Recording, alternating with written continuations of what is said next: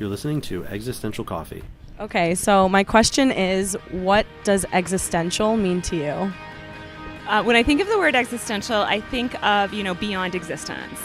Obviously, something that it's hard to explain, you can't define. It's sort of one of those way out there, you can't really understand it. I don't know, that's what I think of. Beyond existence. I'm here, therefore I am. Okay? To leave my mark on the world, my imprint somehow. Existential means thinking about the world and why we exist and why life exists. And what is the significance of that to you? I don't know yet. Beyond reality is basically what I think it is. Something that's beyond our everyday life, beyond what we usually think about. I'd say being in the world and how humans make sense of why they're in the world or how they're in the world. I personally believe, kind of a nihilist, that life has no meaning, that we're on this earth and we are not allowed to know why. I think it's different for everyone. It's your view of the world, okay? And how you see the world. And some people see the glass half empty, and some people see the glass half full. It's kind of your take on the world. Right. Yeah. There's a time I think I knew what that meant, and right now I'm drawing a blank. More love and less hate, but what does it mean? That's one of the greatest mysteries in life, isn't it? Welcome everybody to Existential Coffee. Very excited today. Our topic is how to not screw up Valentine's Day. I think it's timely given that Valentine's Day is right around the corner. So it is a beautiful day, a little gray, but overlooking Michigan Avenue in downtown Chicago. I'm Dr. Jason LaHood, licensed clinical psychologist in the state of Illinois and the clinical director of Sankofa Psychological Services. I am excited to have two incredible guests. This was a little bit of an impromptu, so I'm going to have them introduce themselves, which is kind of unconventional, but these are two amazingly unconventional people. I say that with love. Yeah, thank you, Doctor. I am Joe Slepski. I am a writer and a comic book collector and lover of my wife, Rebekah Walendzak. What's my last name? Rebekah Slepski. Slepski, yeah, just within a few weeks, right? Yeah. Could you also? I want to do a quick plug for your podcast, which I just think is awesome. Oh yeah, I'm sorry, I forgot. Yeah, go to on iTunes, find us. We're a storytelling show called Don't Tell My Mother. We are a live storytelling show out in Los Angeles. If you're in the LA area, we do shows about every 6 weeks at Busby's East at Wilshire and La Brea. It is true stories that you'd never want your mom to know, hosted by Nikki Levy. The podcast is segments of those stories about each individual storyteller we throw up each week. And Rebekah is the she's a part of the show as well. She's the mother. And the warm-up. The warm-up mother. She's nice. delightful. I'm the executive producer on the show. And we get people from all shapes and forms from Hollywood, producers, writers, actors, and we get them to get on stage and bare their soul. And it's a delightful show. We have a live band, Abby and the Myth. And it's great. Yeah, it's a great, fun show. We've been going 3 years strong. It is. It's a great question to ask. It definitely throws you into the moment, and I think, you always want that kind of that tension and anxiety to be in the room. So it's cool. And, it's very sort of Freudian in the sense too. Oh, which yeah. I like. It's delightful. Yeah. And you can follow them on Facebook Yeah, and Instagram. absolutely. You can see actually in the moment, real time photos on Instagram and stuff. During the show, we Instagram photos. We ask the crowd, what would you not want your mom to know? Oh, and, that's great. Yeah, it's weird. Yeah, we have some real ones. Yeah, for serious, big ones. So Don't Tell My Mother's our brand, and we love it. But we've talked about, hey, what if we kind of did a Don't Tell My Father, Don't Tell My Wife, Don't Tell My Husband, and every other iteration of that seems creepy and like you're hiding something awful. Yeah. It really does. Yeah. But Don't Tell My Mother sounds cute and precocious, and the stories are about this is a really drug good story. abuse and sexcapades and awful, things. But it's like, don't tell my mom, I'm going to get in trouble. Yeah. So yeah, it's great. Yeah. It's great. As opposed to, you tell dad he's going to come and you tell kill dad you. he will beat you. Yeah. You tell my husband I'll get divorced. Uh-huh. No. Nope. Don't tell my mom. It's great. Mom It's will a delightful. always love you. Because Yeah, mom no will matter always what. love you. That's Yeah. great. Yeah. I am Rebekah Walendzak-Slepski, newly Slepski. I don't go by the full name, but professionally I'm still Walendzak. I am an actor and a writer, and I teach sketch comedy and improv for the Second City. I taught in Second City for quite some time, in Chicago for quite some time. I now teach in Hollywood. I also teach online, secondcity.com. You could look for their online writing classes. I teach writing 1 and 2. I'm a Scorpio. Cool. Yeah. Cool. He's a Cancer. We're a perfect match if you're into that sort of thing. Well, this is you're right. Yeah. Well, welcome to the both of you. I'm excited to have you here, and well, let's get started. Like I said, the topic is how to not screw up Valentine's Day. I kind of thought the idea would be cool, is especially because you guys have been dating for a long time and are recently bewed. Is that even Sure. like, I like it's bewed. not a word. It's not a word, is it? Not a word. You're Shakespearean. I'm You looking- approach, and you're creating your own words. Yeah. I see 5 degrees on the wall, Jason. That is not a word. That's not acceptable. Bewed. Well, you guys were Betrothed. betrothed. Betrothed. Yeah, but betrothed. betrothed just means you're going to. Going we to have wed. trothed. We have trothed. Okay. Post-trothed. Yes. Everyone here is trothed. Lots of trothing. Full trothed. Yes. But, we've also all been single, so we can speak to that. And I thought something about Valentine's Day, and I thought the topic could be like how to not screw up Valentine's Day, or how to not like F it up. But also, speak to, some of what goes on with my clients, obviously not specifically, but some of the things that I hear from both men and women, gay, straight, trans, and then, I don't know, just start this conversation. What do you guys think? Do you think this is a good topic? Should we try and refine it more? Yeah, okay. I love it. I think okay. No, I think it's great. Okay. Yeah. And you get it edited up and release it just in time for 4th of July. Yeah, that's what I thought. Well, so what? I said 4th of July. Oh, did you? Don't take anything he says I'm seriously. an on this. idiot. He's way more comfortable doing this. Like, I'm nervous, Oh yeah, he is. Like, baby, this is you need like a back massage. I got no, you. What you no, need? I need a Xanax is what I need. She could use some of that. So maybe we can walk. Are you a doctor? Wait, Can you is prescribe? maybe edit this out for legal reasons. But I could prescribe if I took the extra classes, but no, that's not. We have a Sorry, psychiatrist. we have something else to do now. Yeah, we have a psychiatrist. yeah. Wait, as time has flown by. Thanks so much. Yeah, I think it's great. P.S. My happy place when I was going through therapy was the lake. So this is like perfection. You're not the only person Yeah. to say that. Yeah, because a lot of my clients were talking about that. You're not like saying, "Oh, well, my old therapist had," because there's tons of these views up and down Michigan Avenue. So, well, aren't we always comparing our loved ones to the older loved ones? Yeah, including to bring it around to Valentine's. Yeah, Day. I mean, including including our primary relationships. Yeah. It's what's called limerence, which is infatuation. And that's oftentimes how love starts, is through this intense infatuation where we feel like we want to be known and understood very, very deeply by this other person. The problem is oftentimes we connect ourselves with people who are either geographically unavailable or unavailable in some way. They don't want to date us or be with us or whatever. And I think that's adaptive. I think it's meant to protect us. Well, it sounds like that there's a large element of narcissism in there. So Because you're so focused on getting yourself loved by someone else that you're not looking to learn what it is about the other person to love. There's it's a kind of a two-way street. Are you looking to love, or are you looking to be loved? Right. So you make a really good point that we have these initial breaks in our past with our parents, siblings, or, close family members. Even when we're 4, 5, and 6, these are very important times for understanding how to create a relationship. And then these breaks happen. And then as we grow into adults and through adolescence into adulthood, now it's about repairing those through our current relationships, which is normal. That's exactly what you should do. But the problem is with relationships is that sometimes people aren't able to do what you're describing, which is have it be kind of a two-way street. Share in the repair as opposed to being entitled to being repaired or having your stuff repaired.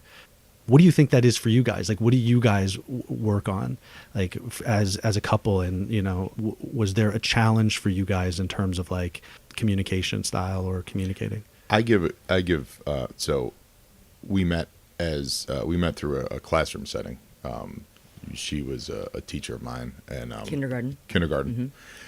And I said, when I grow up one day, I'm gonna nail that teacher. It happened. It happened. No, professional adult, classes. Yes, of whatever. course. And we're the same age and all that. And Yeah. so we kind of came at it from a friendship, respect, real respect kind of way. We both respected each other a lot. And he enjoyed my chest. Yes. Yes. Yes. Well, it's important. Hopefully That's this very pod will have a important. picture. So, Of someone else's, because mine, I'm stepping on mine right now. and I give all the credit to our relationship, to the communications that we have to our relationship. I give it to Rebekah. Oh, good for you. Yeah, Good because choice. on our very first date, she opened up to me about who she was, and you talking about the was the word used, the repairing the damage. Yeah. She talked about that. That's who she was, because we're both older. We were 35. Sure, just throw me under the bus. Yeah, I was 35. Yeah. I was No, 35. she was 35. I was 19. And so we both had been He looked through. much older. He had a really rough life. He Yeah. looked at least 43. Yeah, the liver of an 80-year-old. Yeah, and very eloquent, so you would just assume. Right. Right. Exactly. Dashing. So on our first date, she said, I'm gonna get some stuff out of the way. This is who I am, and shared a bunch of stuff with me, and that honestly gave me the courage to say, okay, well, in my head, I was going, well, it's now or never, because if this works, this is all running through my head in a matter of minutes. If this works out, am I going to have to reopen this can of worms 6 months from now, a year from now, and say, hey, remember when you were really great and bared your soul to me and really told me all this secret stuff, even though you just on a chance of love, on a chance of attraction, on a chance of something, and I just sit there and said, great, I'm perfect. Nodding. Okay, great. Yeah, I'm great. I don't have any problems Yeah. at all. And I was like, well, I can't do that. So I opened up to her. Mm-hmm. So I give It was that. hard. That's all about. It was very, very hard. I mean, and it was working with a therapist that got me to that point. I mean, it was working through a therapist to get me to even being able to have any form of a relationship. Because, I mean, and it's not just to, tell you what you do is really amazing, but it was really, I had gastric bypass as a result of being with the therapist. I was able to deal with my past with cancer and some PTSD issues from it. Sure. And with, being able to love parents and still be mad at them and all those kind of things that all go Yes. together. So that by the time I was with him, it was like, I have the biggest thing I actually have to need to talk to, which is the thing that kept me out of relationships my whole life, anything that was anything significant. And to have just the courage to say, I really want this. And so I need to say the thing. And this guy seems really, really excellent and wonderful. And, I think it made it easier that I was not finding him. I mean, I'm not saying that online dating or anything is bad. I just wasn't open to that because I didn't know how to even be myself. Sure. But he, being in my classroom and I'm managing a classroom and I'm funny and I'm at my best, he witnessed me at my best as opposed to me trying to be something other than I am. This is me in my comfort zone. Authentic. Yeah, and me being nurturing and also being the strong mommy, keeping people in line, and just all those things that maybe on a date you wouldn't show. I wouldn't show that I can be an alpha woman. I wouldn't show that, maybe be as crass as I am on a date as I am in a comedy class. You know what I mean? Right. So in order for this lovely man who showed just such sensitivity, and when He's amazing. Yeah. Yeah. I've known Joe for a long time, and you now for a long time because you guys were together. But yeah, we've known each other close to 20 years. So Wow. I agree. Right. But to have to go to a grown man who has had a history of relationships and all that kind of stuff and be like, I am this Boy, do I have a history. Yeah. No, I'm just kidding. But as a grown woman and say, I am dominant in all these areas. I am strong in all these areas. But this area here, I am almost a child. And I need you to know this so that I don't feel shame about myself. And he immediately was like, there's nothing. There's nothing about you is shameful. I mean, immediately went into... So it's two people who did a lot of work. Yeah, and I think, you described two things. One was vulnerability, which is the most important aspect of finding yourself in a long-term relationship.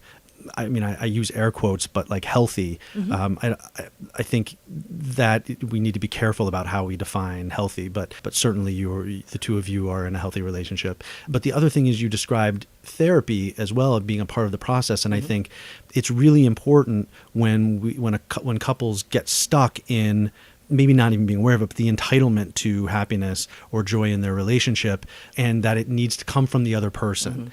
And when you get into that space, going to therapy allows you to do what, Joe, you were saying earlier, which is kind of be narcissistic and have it focused on you so you can go back to your relationship and then share the responsibility of what it's like. I mean, this is Existential Coffee. So it's about mortality. You know, we're all unto death. And if that's the case, then having been a survivor and dealing with mortality and being in a relationship with somebody who has dealt and been face to face with their mortality, you don't want to take that on all by yourself. It's about a shared process and communication. So the vulnerability, I think that's what shows the authenticity. I think this is what happens with Valentine's Day, is that I always say expectations are planned failures.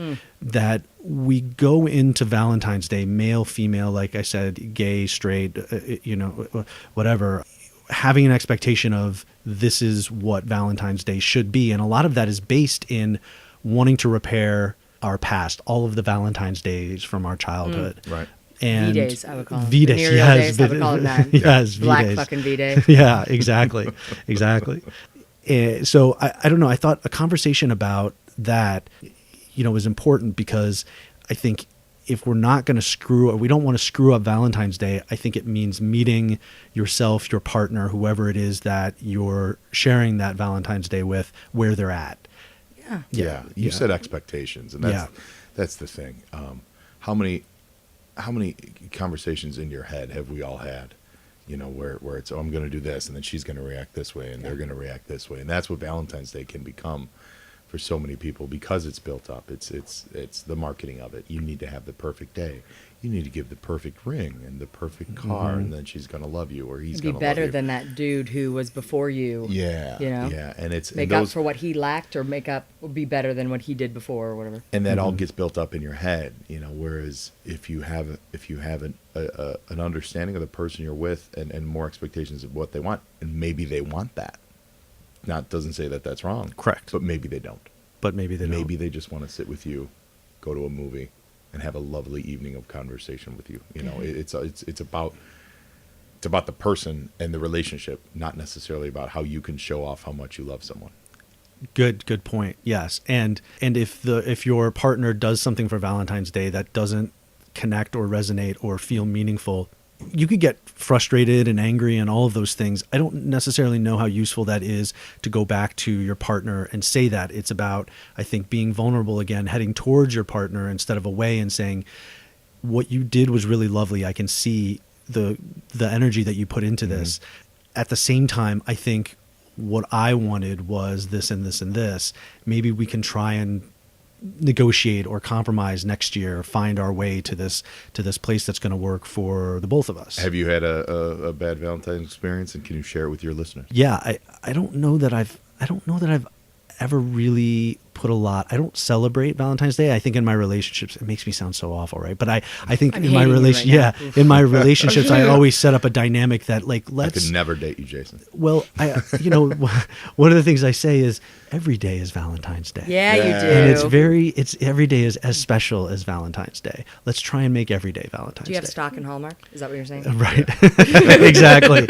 Let's purchase as many cards as possible. And market that. www.sankofa.com. Follow our web link to the Hallmark page. Well, so for me, I don't remember, and I'm really not trying to be deflective or avoid. Every year, though, what I'll do is Molly and I talk about it. We're not going to celebrate Valentine's Day. That doesn't mean that we don't say Happy Valentine's Day, but we're not going to do like a thing. But every year I get her flowers, and even though we say we're not going to do anything, but do you see what I'm doing there? It's kind of slippery if you think about it, because what I'm doing is I'm really lowering the expectation so much that we're sort of forced to meet ourselves where we're at. We're sort of forced to find that one thing joyful and meaningful, as opposed to trying to reach this thing that may not be congruent with one or the other or both people. I think it's about trying to find something that's authentic. I remember my story now, so I was repressing it. There was a Valentine's Day party at Becky, and I don't remember what her last name was. She was like, we were like 13 years old, I think, and I was so in love with her, and we went to this party. And I remember when I was leaving it was my first party I was ever going to. My mom said, you don't have to do anything at this party that you don't want to do. And I was like, okay, right. Yeah. So we're sitting around, and of course what happens, we start playing Spin the Bottle. And it comes to me, and then I'm supposed to go in the closet with Becky, who I'm like totally attracted to. And I get really, really scared because I don't know what to do. Never kissed a girl. And I just blurt out, my mom says I don't have to do anything I don't want to. And I think that was... I want to kiss your 13-year-old self. That was the beginning of... Yeah, but it didn't necessarily get me anywhere. But thank you. I appreciate the... but just as grown-ups, we just go, God. That's so sweet. Yeah, It also sounds like... This is a construct. I mean, it's not a total construct. I mean, It's a cultural construct, of course. And so as intelligent individuals, it's like I'm not going to fall into the trap that society says I have to do because this is a capitalistic holiday that really isn't a holiday of any sort because you're intelligent individuals. But at the same time, you're like, well, it is about love, and I really, really love you. And so you could easily say, I'm not a super spiritual person, but Christmas is fun, and the secular part of it is great, and I want to give you a gift because I just love you. And any opportunity to say, hey, I think you're great, I want to give you a little something that makes you giggle or makes you feel pretty today is a nice thing. But I think there is that managing we're intellectual individuals, and we say, I'm not going to fall into that trap. But at the same time, when you love somebody, it's still okay to say, I'm not going to make it a huge deal, but I do think you're pretty great, and so I want to make you feel pretty today, or I want to make you feel loved. Exactly. And knowledge, you mentioned intelligent people, knowledge and awareness, consciousness is very powerful, and what it allows you to do is not become the very thing that you're rebelling against. So I have to be careful not to say, F Valentine's Day, it's not going to be, because then I fall into the trap that I'm trying to go against, which is that I'm walking away from my partner in the way that I believe sometimes Valentine's Day gets other people who celebrate it into that trap. So I have to be careful to do what you said, which is, sort of straddle that sort of area of the tension between Valentine's Day has meaning, it's about love, and also it's a cultural construct that I don't want to get caught up in. And if I might real quick, I'm not throwing you under the bus. It's just a conversation we've had before. Throw it. Let's do Joseph. it. Yeah. No, but it's when we've talked about like honeymoon, what might you like to do, blah, blah, blah. And Joe and I've never really traveled, but I've been like, Italy seems so amazing. And one of his responses is... Well, everybody wants to go to Italy. Like that's where's your favorite place? Italy. I need to go see Italy. I need to see Italy. So, and I immediately rebel against that. And like, so I'm like, okay, great. So he doesn't want to do that. And I'm like, well, so a bunch of people do it, but then we don't get to have the experience to have it because everyone else does it. And it's not it's a joke between us. It's a joke between us now, and we haven't gone on a honeymoon, so we're still figuring it out. But it's okay. So it's a common thing, and everybody says it, and they're really annoying, I guess, when they say it, and they're so full of them, or whatever it is. But we don't get to have that experience, so we can say, oh, they were right, or yeah, F those people, they're real like whatever. So it is that thing of, you don't want to fall in, you don't want to be a lemming and just follow what everyone says. You want to be an individual, but at the same time, being an individual doesn't mean closing yourself off to opportunities. And that's, my past with Valentine's Day was just fuck it, because expectations suck. And with not really dating much, it's a fucked up holiday. You know what I mean? Yeah. But leaving myself open, I had no idea what to expect on Valentine's Day. And I actually cried when he gave me our first Valentine gift. One, because it was lovely, but also because I didn't do much. And then I felt horrible that he went out of his way. Again, I'm on so much medicine. I have no inner monologue, so I will tell you everything. My serotonin is so good. I'm so balanced. I'll share everything. But no one had ever given me, I'd never had a diamond before in my life. And so I got a diamond bracelet from this man who loves me. Yes. And I bought you a T-shirt, which I thought was great. I had it sent to a T-shirt place, and it had a picture of Iron Man on the front because he loves comic books, and it said Iron Man on the front, Tony Stark, and then on the back it said and it had a picture of Joe from Halloween as his Iron Man costume, and it said Polak Man, and I think I spelled Polak wrong. You did spell Polak wrong. Aren't you Polish? Yeah, okay. yeah. I'm allowed to say Polak. Sorry. I can drop the P word. We both are. I can drop the P word. So I did that, and I thought, oh, that's great. And then I opened up a diamond bracelet. I was like, I'm the worst person. I am a child. What did I do? And so it was a mix of no one's ever done anything that beautiful, and I am an idiot all at the same time. Joe, you were going to say something earlier? Sorry. Well,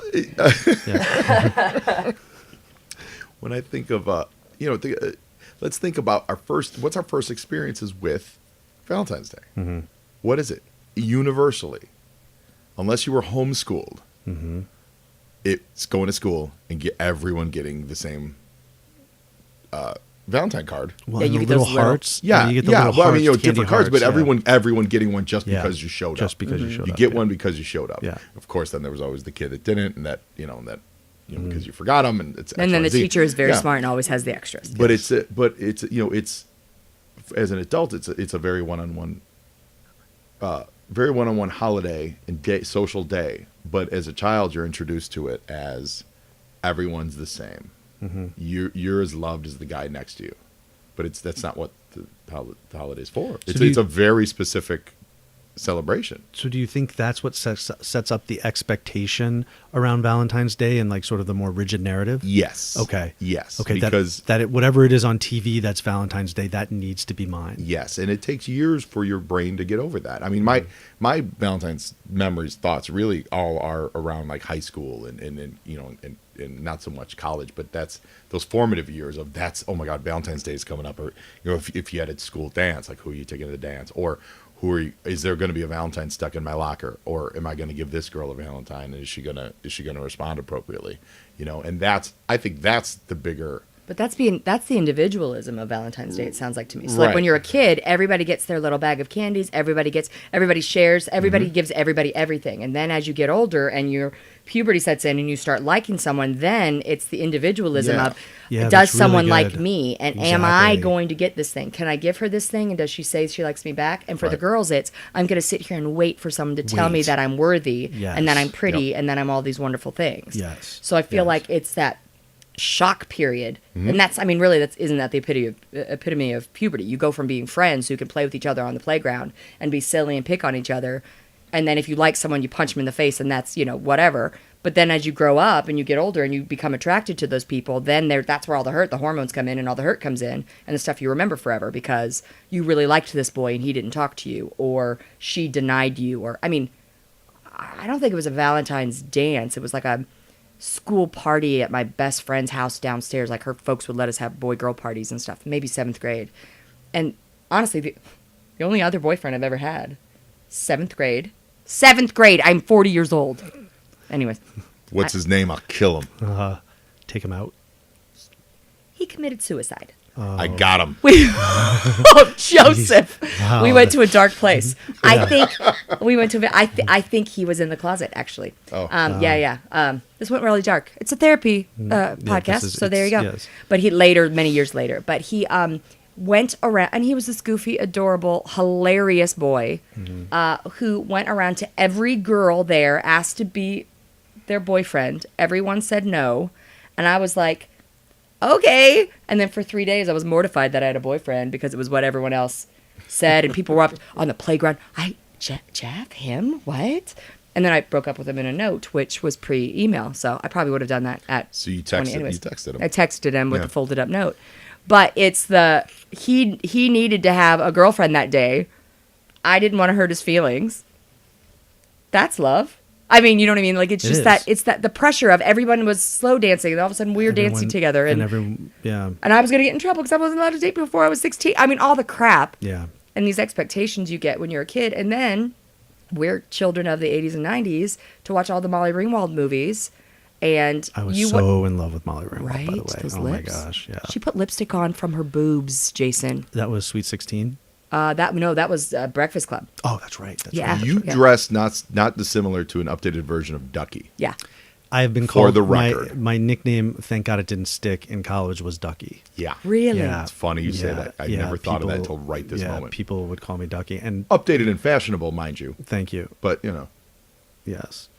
For Valentine's Day, what you said earlier, Rebekah, it may not, or maybe it was you, Joe, but it may not be that whatever you do is screwing it up.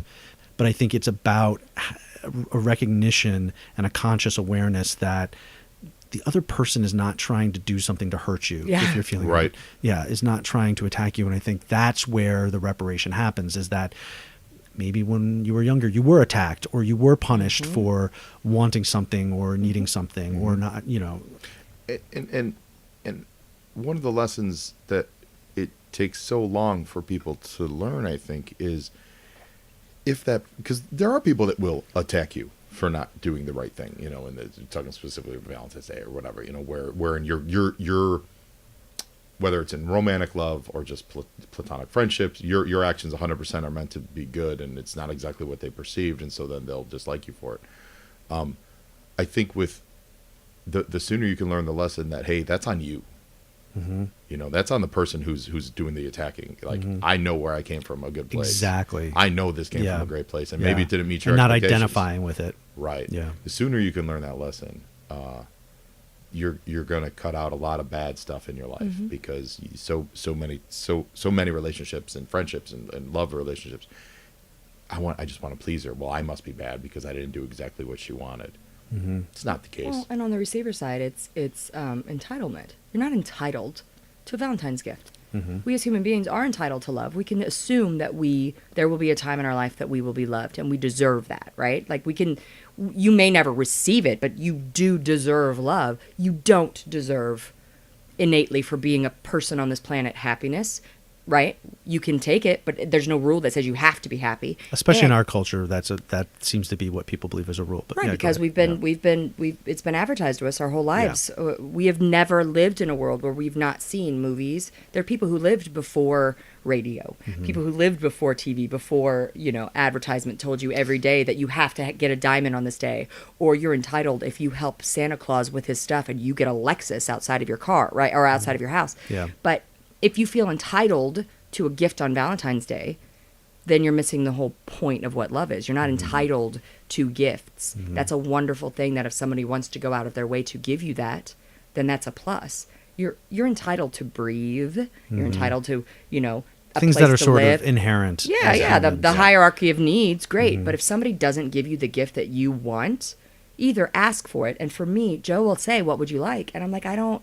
But to me, that defeats the purpose. It's not about what I want. I'm a woman with a job. I can buy what I want. If I can't afford it, I'll ask you to help me get what I want. Sure. What I want from you is something that you think I would like. I have a lot of comic book style things. It's not something that I would ever say I want it, because that's not my world, but that's it. As you sit here in your Captain America sweater, I just bought for you yesterday. Yeah, he thought I looked cute in it, and made me feel pretty that he thinks I'm cute in it. But there's stuff in it that he'll go, am I getting this for myself because I really like it, or am I getting it because it makes me feel something about her? And so I say, you love this thing, you gave it to me, therefore I love it, as opposed to, if I need it, I'm a grown-ass woman. And I'll make sure I can get it. Yeah, that's not what a present is. A present is him saying, this made me think about you. And I don't mean to sound mean using the word entitled, but I think we do we deserve love? Do we deserve those things? Yes, but we are not entitled to it. You got to work towards it. And life isn't, and this is somebody surviving disease, somebody who, as I was getting better from mine, I had parents who were ill at the same time. Like, happiness is in between the tragedies, and you are not entitled to any of that. Well, the tragedies are moment to moment. Exactly. And I think as a survivor, when you witness, and I see that because I work, this is what I specialize in, is working with trauma, working with people who are survivors of traumatic experiences. And one of the things that I it's a gift. Your eyes are open. When you witness your own mortality, your eyes are open, and you learn to, through the suffering, find meaning. And what that means is that you can find joy in just one thing every day, as opposed to feeling entitled to joy all the time. And Viktor Frankl, he wrote Man's Search for Meaning. He's a wonderful psychiatrist who survived the Holocaust. And he said what you said. He's like, in Western industrialized civilization, we have an entitlement to happiness. And that life is really about finding something every day to be happy about. Yeah. You have to find it. You have to search for it. Yeah, and it's not about it's going to be handed to you. Some days it is. This was handed to me. After a lot of work, somehow this, pointing to Joe, was after a lot of hard work, both of us. On both of us. Both of us hard work. And something I'm so proud of him for, with things that had nothing to do with me before. But this could not have happened unless we did our individual work, and we're accepting of human beings as organic beings that are filled with faults and pluses and mistakes and apologies. Like, we are these things, right? But if I just sat here and said, I sort of lost my train of thought. Chemo brain. But if I thought that he is supposed to be this way for me, this would never happen, or that I'm entitled to all the happiness that I think I deserve, as opposed to being with him has given me happiness that I never even knew existed. It's like improv. I can tell you, I can write the script, and that could be exactly the way I want it to be. But as an improviser, we're both improvisers. As an improviser, if I just give you a little and you say yes, and then you say and to it, it builds into something that we never expected, and it's a story that we never knew would happen. I never, ever thought this story, that is him and me, would have ever happened. And that wasn't without us just incrementally tiptoeing and saying, I got you.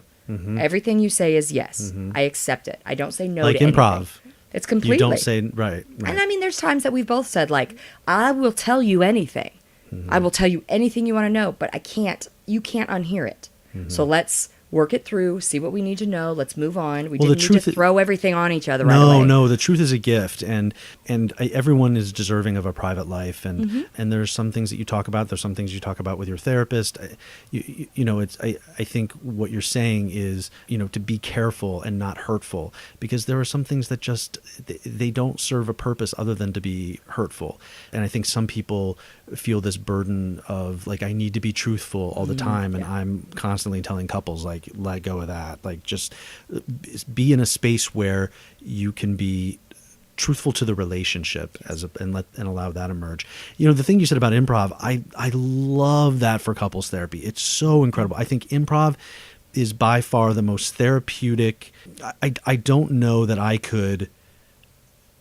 It's therapy, but like times 10, because what it does is it's like lifting weights around mortality. You don't know what's going to happen next. And if you can ride that wave, that's exactly where you need to be. And then what it does is you go outside of the improv or off the stage, and then in life, you have more stamina. You have more ability to, like, oh, I know what to do in this very uncertain moment. And that's what's important in a relationship, is sharing in the responsibility of uncertainty. I think part of that is that you know, you guys are very practiced in that, is like feeling that confidence, because you allowed yourself to be vulnerable together and share and trust. Yeah, I think it's great. I think it goes back to that Valentine's Day experience, that there has to be an appreciation that there's a lot of privilege in falling in love and having and being able to have what you guys have. Yeah, and that if you can be aware of that, I think then it sets you up to be more appreciative of what you have and not feeling that entitlement to happiness. Well, and when you think about marriage stuff and you know, the whole bridezilla and all that, you know, nonsense, that's about control. This is my day, and I need it to be this way, and it needs to be perfect in this respect, as opposed to, I already have him.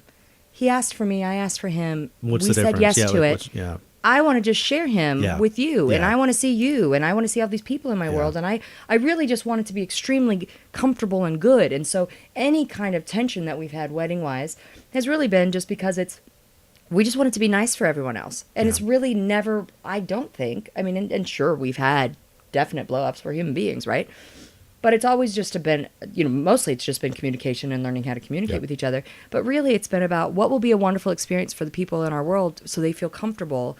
And it's not competing against other people's marriages and what I deserve because it took me 40 years to get married. And it's just, I just want them to be comfortable. And again, I know I keep bringing it back to Valentine's Day, but I think, good host, you should. Yes. Okay. You've done your job. Yeah. Very thank you. good work. Thank Very you. good.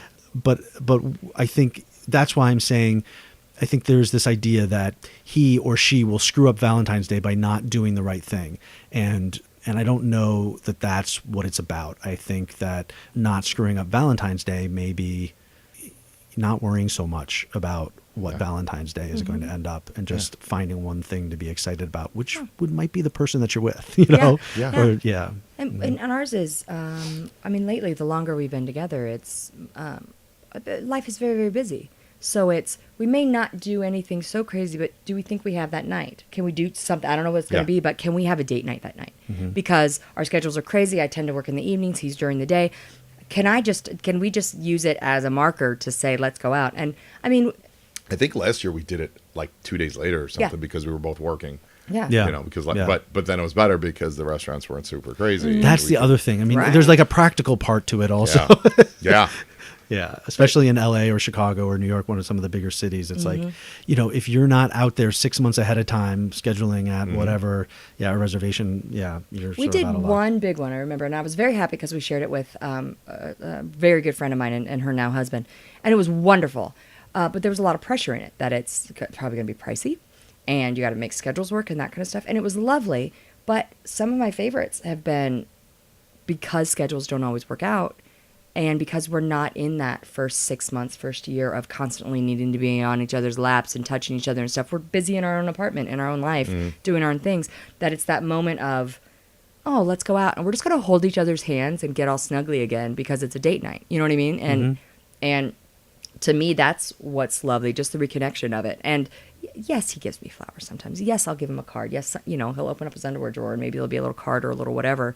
I think I told you I love you more than you have bacteria in your gut, I think is what my card said. That's a lot because there's a tremendous amount of bacteria in the gut. In a tremendous gut.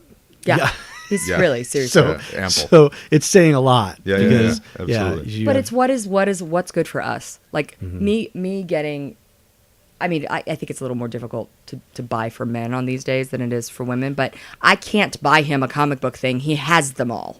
You know what I mean? So what can I do? And and if I want to think about it, I just want to think about things that will make him giggle. I want to think about things that'll make him go, oh, that is one thing we mentioned 2.5 years ago, but somehow you've held on to it. Like a Christmas present early on was those comic book modern art things that you put before we even dated. He mentioned on a Facebook post, if you love me, you'll get me this. Well, I loved him. So 2 years later, I got him one, and it's just, I don't really even think it's what you do on Valentine's Day. It's the listening throughout the rest of the year and the time together. Yeah. And then you have this database of information that you can just pick from and go, oh, there was this time. My New Year's resolution is going to just be make every other Facebook post something really awesome that I want. Yeah. Hey, if anyone loves me, they'll give me a PlayStation 4. Hey, if anyone loves me, they'll give me a new TV. I'm so proud of you for listening to that whole entitlement thing I was talking about. I'm really. But to his point, I think I want to be careful not to say that something like that for Valentine's Day.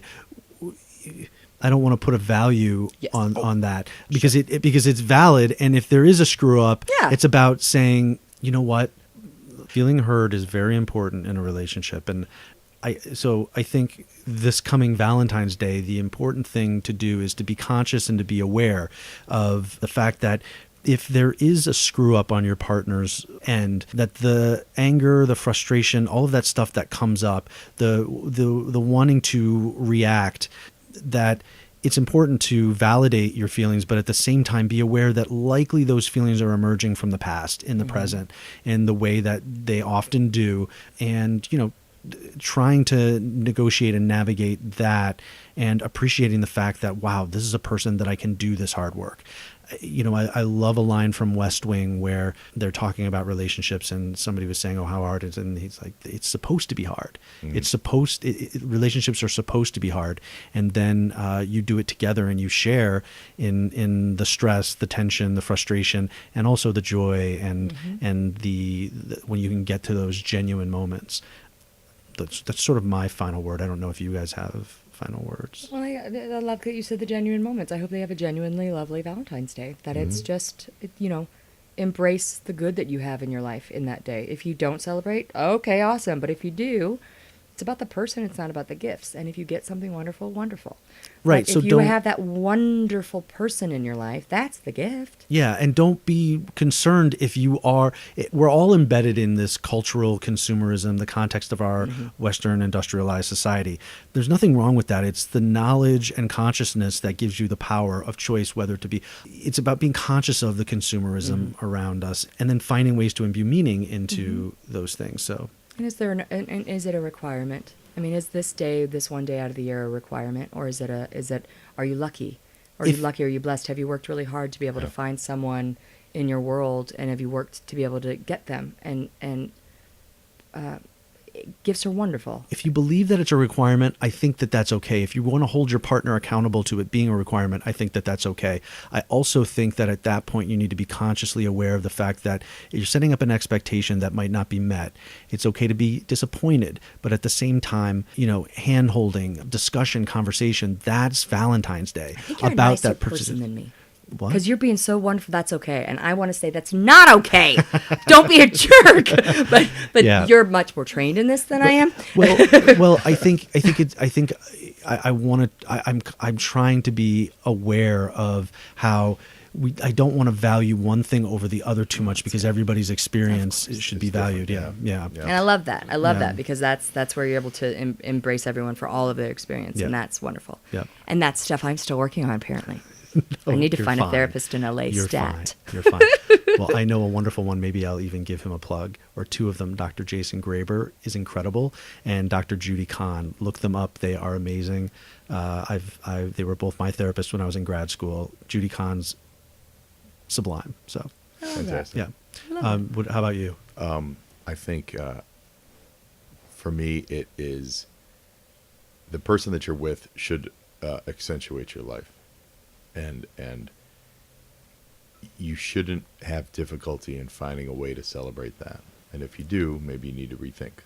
Well, right. Maybe it's not a relationship that's going to allow you the full range of reparation and growth and sharing the responsibility for, what I would call mortality. But I think it's a derivative of the losses that happen, the stresses that happen in life. Like that's an equal support. Mm-hmm. Yeah. That's and a sharing of that. And just like there's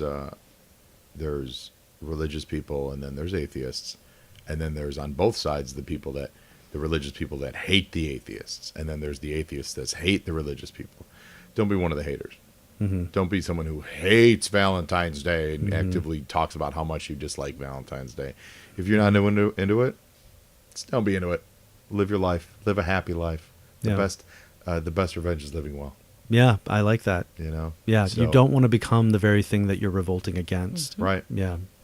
Those were some really great final thoughts. I'd like to thank my guests for being here, Joe and Rebekah Slepski. I'd also like to thank our sound editor and producer, John Brand. You are listening to Existential Coffee. Go grab one.